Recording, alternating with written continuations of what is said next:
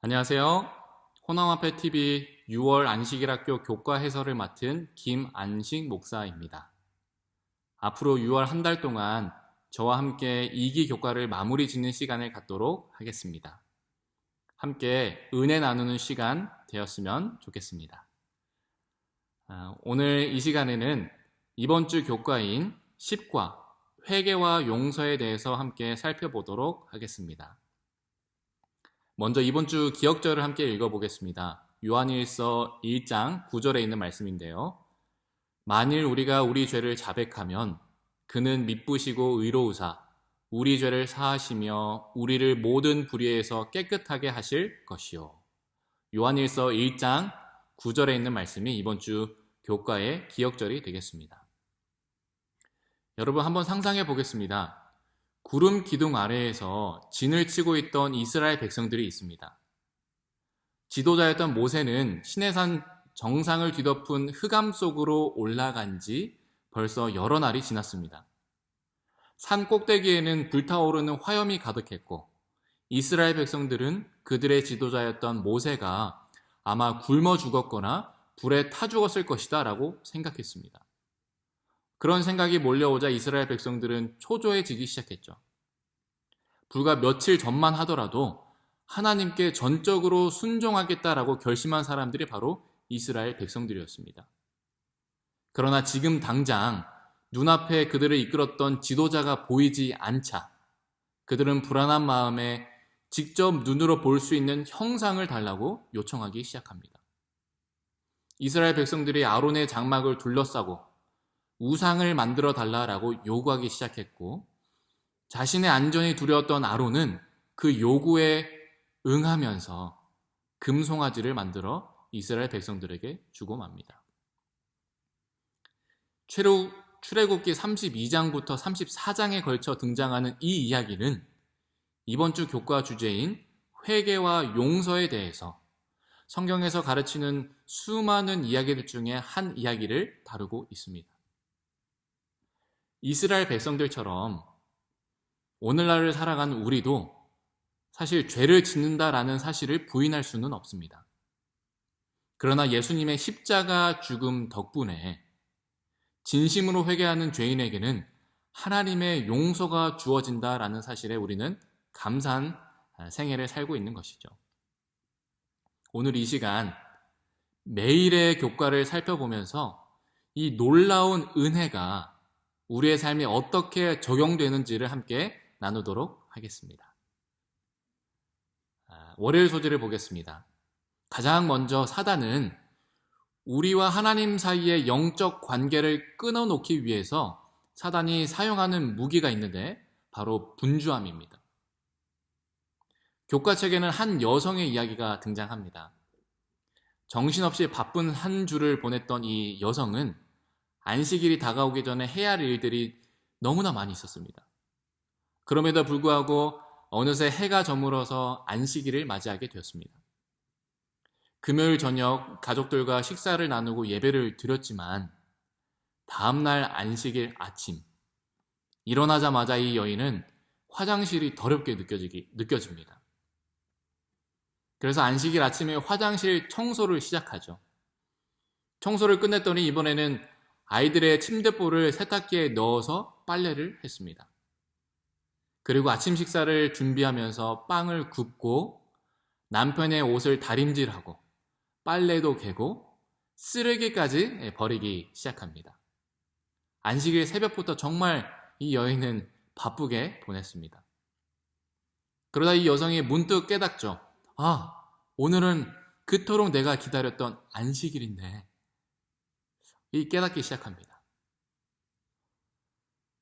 온갖 집안일을 하다가 정작 안식일의 진정한 의미인 하나님께 가까이 나아가는 것이 아니라 오히려 안식일은 하나님과 멀어지고 있다라는 사실을 이 여성이 깨닫게 됩니다. 그러면서도 한쪽 마음엔 이것들은 모두 내 가족을 위해서 해야 할 일이었다라고 생각하면서 스스로 정당화하려고도 생각합니다. 하지만 이 여인은 결국 자기 자신이 누가복음 10장에 등장하는 일이 많아서 마음이 분주했던 마르다와 같았음을 깨닫게 되죠. 예수님을 그토록 사랑했지만 예수님 발치에 앉아서 예수님의 말씀을 듣는 좋은 편을 선택하지 못했던 그 마르다의 모습을 자기 자신에게서도 발견하게 된 것입니다. 여러분, 우리의 삶은 어떻습니까?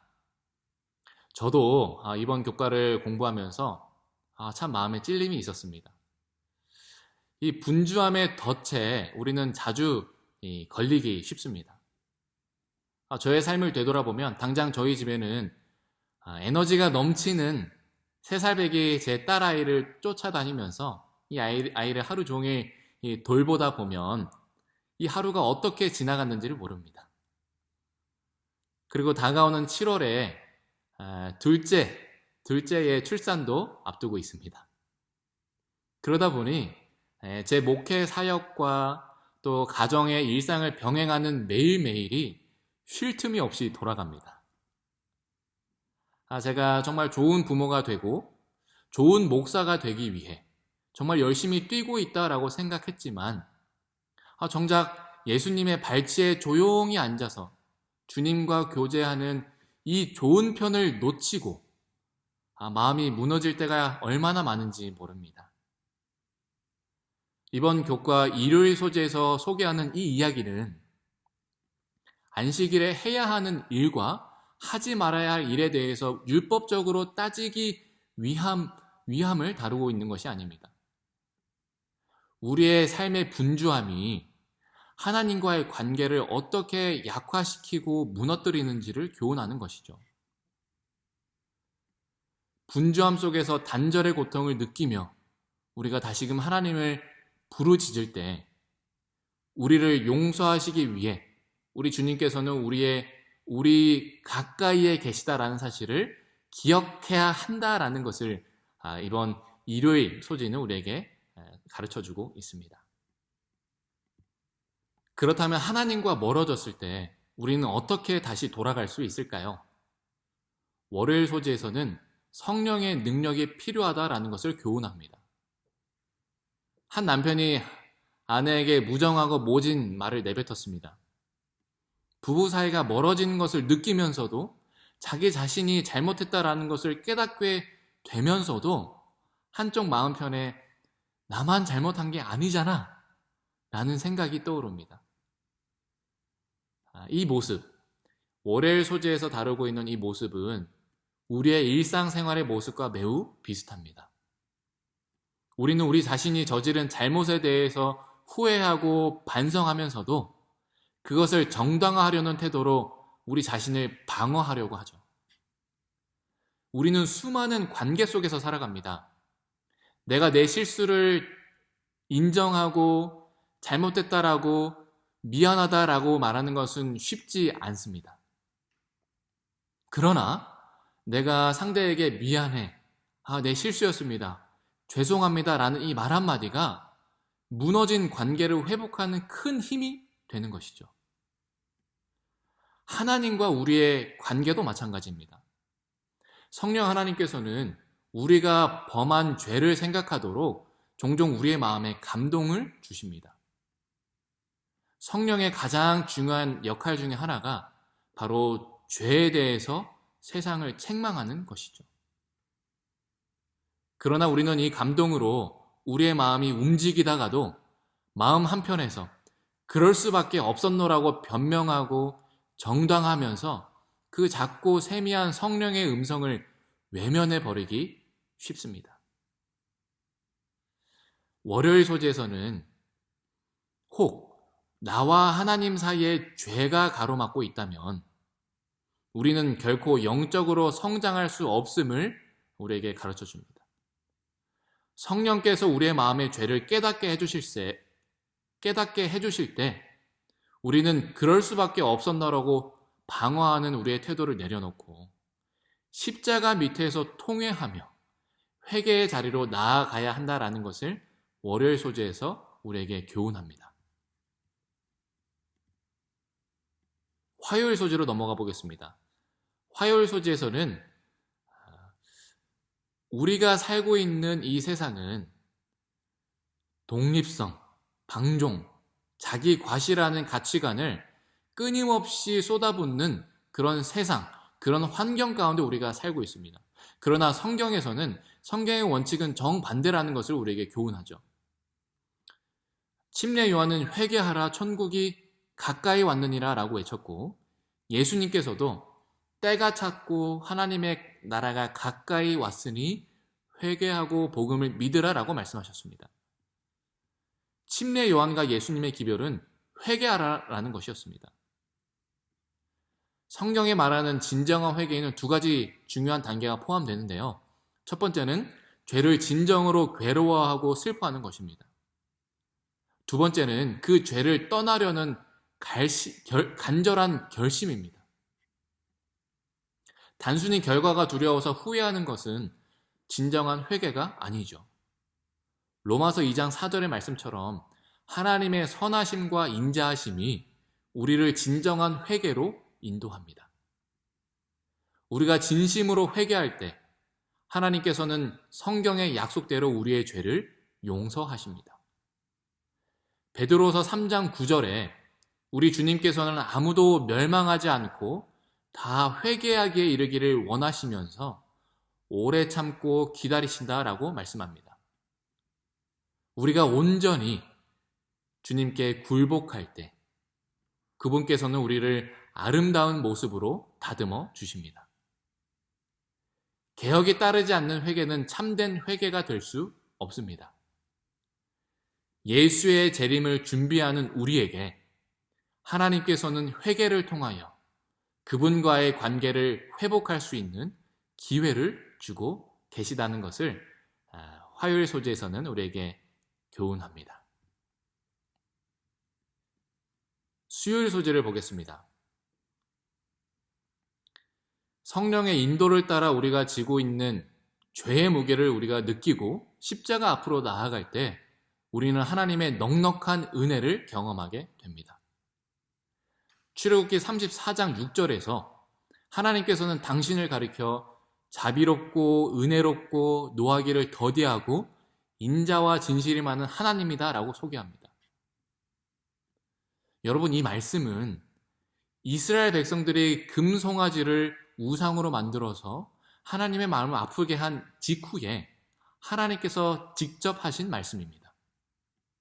자비롭고 은혜롭고 노하기를 더디하고 인자와 진실이 많은 하나님께서는 하나님과 우리의 무너진 관계를 회복시키기 위하여 그리스도를 우리에게 보내셨습니다. 누가복음 18장에 나오는 세리처럼 우리가 하나님께 하나님, 저를 불쌍히 여겨주십시오. 저는 죄인입니다 라고 우리의 죄를 인정하고 하나님께 진심으로 고백할 때 우리 하나님께서는 그 죄의 무게를 보시고 우리에게서 죄를 옮겨 가십니다. 사실 우리가 부르짖기도 전에 선한 목자이신 예수님께서는 문 밖에 서서 두드리면서 우리를 위해 일하고 계십니다. 우리 성도 여러분, 십자가에서 멀리 떨어져서 우리 주님을 그저 멀리서 바라보기만 하는 것이 아니라 우리 주님께 가까이 나아가 우리의 무거운 짐을 주님의 의로 바꿔주시는 그 은혜를 경험하시길 바랍니다. 죄가 더한 곳에 넘치는 은혜를 경험하고 우리를 향한 사랑을 확증하신 그리스도의 놀라운 사랑과 구하는 즉시 우리 죄를 제하시는 넉넉한 은혜에 감사하는 우리의 생애가 되기를 간절히 소망합니다. 목요일 소재를 보겠습니다. 우리가 십자가로 가까이 나아가서 우리의 짐을 내려놓을 때 우리 주님께서는 우리에게 가장 값비싼 옷을 입혀주십니다. 마태복음 22장에는 예수님께서 말씀하신 혼인잔치의 비유가 등장합니다. 잔치에 초대를 받았으나 예복을 입지 않은 한 사람이 있었습니다. 예수님께서는 그를 친구라 부르셨고 그들 사이에 분명한 관계가 있었지만 그 친구는 예복을 입어야 함을 알면서도 입지 않기로 선택하죠. 이 예복이 상징하는 바는 궁극적으로 예수 그리스도의 의, 믿음으로 예수를 받아들이는 모든 사람에게 주시는 흠이 없는 품성을 가리킵니다. 아담과 하와를 한번 생각해 보겠습니다. 그들은 죄를 짓기 전에 빛의 흰 옷을 입고 있었습니다. 그러나 죄를 범한 이후에 벌거벗음을 깨닫게 되었고 무화과 나무 잎을 엮어서 스스로 옷을 만들어 입었습니다. 자신들이 잃어버린 순결한 옷을 인간의 행위로 대신하려 했던 것이죠.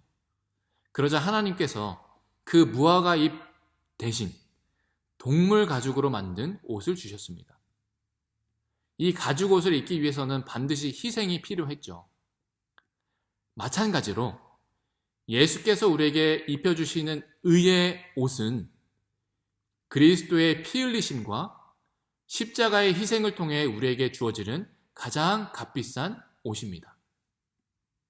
우리가 이 옷을 받아들인다라는 것은 그분의 희생을 받아들인다라는 의미이고, 이 옷만이 우리를 하나님 앞에 설 수 있게 하는 것이죠. 세상 나라, 죄의 옷을 입는 옷이나 내가 스스로 지어 만든 옷, 무화과 잎으로 만든 옷은 결코 하나님 앞에 설 수가 없습니다. 매일의 삶 속에서 우리 주님께서 준비하신 값비싼 의의 옷을 입기로 선택해야 한다라는 것을 목요일 소지에서는 우리에게 강조합니다. 이제 이번 주 교과를 정리해 보겠습니다. 제10과 회개와 용서, 이번 한 주 교과를 세 가지로 요약해 보겠습니다. 첫째는 내 삶의 분주함을 경계하고 우리는 성령의 음성에 귀를 기울여야 합니다. 세상의 바쁜 일상 속에서 우리는 너무도 쉽게 하나님과 멀어지는 삶을 살고 있습니다. 그럴 때 내 죄를 지적하시고 하나님과의 멀어진 관계로 회복을 촉구하는 성령의 세미한 음성을 우리는 외면하지 말아야 합니다. 둘째, 십자가를 멀리서 보지 말고 십자가 앞으로 속히 나아가야 합니다. 하나님의 은혜와 긍휼은 무한하십니다. 내가 내 죄를 정당화하려 하지 말고 있는 모습 그대로 주님께 나아가서 진실로 회개하는 삶을 우리는 살아야 합니다. 셋째, 예수님께서 피로 사신 의의 옷을 우리는 매일매일 입어야 합니다. 우리 스스로 짠 무화과 잎으로는 결코 죄의 부끄러움을 가릴 수가 없는 것이죠. 오직 주님께서 주시는 순결한 성품의 예복만이 우리를 하나님 앞에 담대히 서게 할 것입니다. 우리가 용서받았음을 확신하며 주님의 은혜에 둘러싸일 때 우리는 하나님을 더욱더 깊이 사랑하게 될 것입니다. 이번 주 교과를 기억하면서 우리가 십자가 앞으로 매일매일 나아가 진정한 회개와 용서의 은혜를 풍성히 경험하시는 한 주가 되기를 바라면서 이번 주 교과를 마치도록 하겠습니다.